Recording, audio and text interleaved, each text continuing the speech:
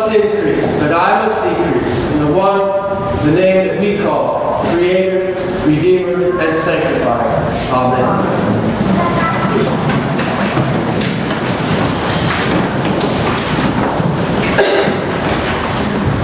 Many times in sermons, the preacher will ask a rhetorical question. And God forbid they ask the question and you actually answered it. Okay? So this is not a rhetorical question. I really want some feedback and response from you. So, who is your favorite author? Who's your favorite author? Okay, thank you. Yeah. William Moore. William Moore, cool. C.S. Lewis. C.S. Lewis. Thomas Hardy. No.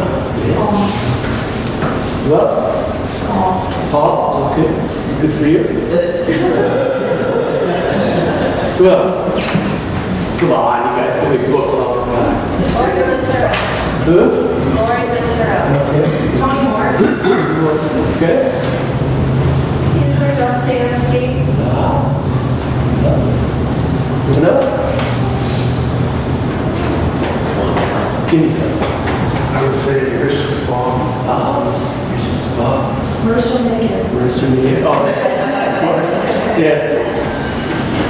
When we talk to each other about our favorite books, one of the things that would be very interesting is if we walked into one another's home and without being told the answer to the question, if we could discover the answer to the question. And my guess is, if I walked into your home and looked at your bookshelves, that I probably could pretty quickly determine who your favorite author is. And Kathy is right. Marissa Mayer would be her favorite author because she has an office filled with Marissa Mayer books. And so we could discover that about one another. And if you walked into my library, you would find the same thing. You would see Susan Howard, Paulo Coelho, Anne Lamott, and Christopher Moore, of course.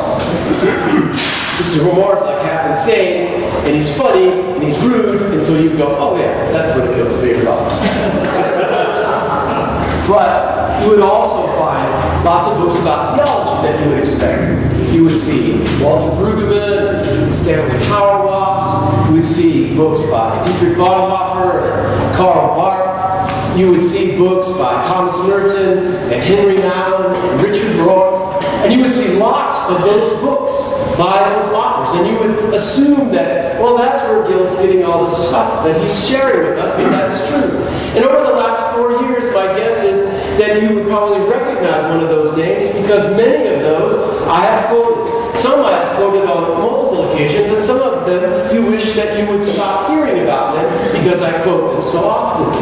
But they have informed me. And in the 8 o'clock service, I made a slip of the tongue and I said, they have infected me. And I thought, actually that's better. It's much better to be infected than informed.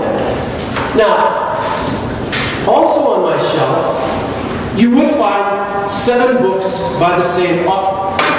And that author is Brian McLaren. Now, Brian McLaren is someone that I've obviously read a lot of. He's written 10 books, and I've read 7 of them. And I've recommended the books to other people that are at a certain stage in their spiritual journey. Interestingly enough, though, I never quote him. And I hardly ever mention his name in kind of any conversation other than if someone else brings it up.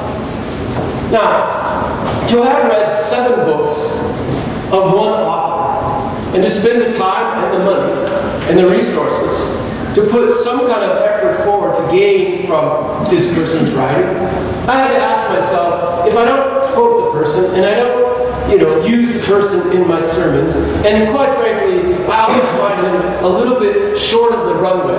You know how somebody is trying to land a plane in a book, and you're like, you can do it. You can land the airplane. You can get it on the runway. You can get it down there. But at the end of the book, you're still circling in the sky.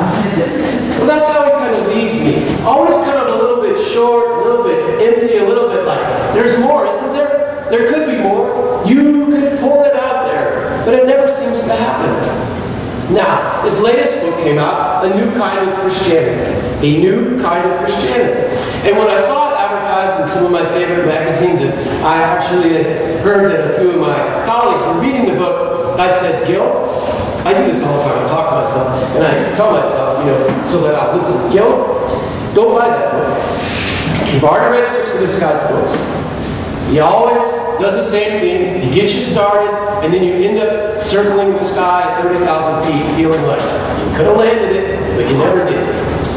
But me, well actually, maybe you don't, but my wife knows me well enough to know that once I start thinking about something, I can't resist. And so sure enough, I bought the book, and I read it. Now I asked myself, Gil, why did you do that? The answer was, this book got more criticism from this guy's circle than any book I've ever seen.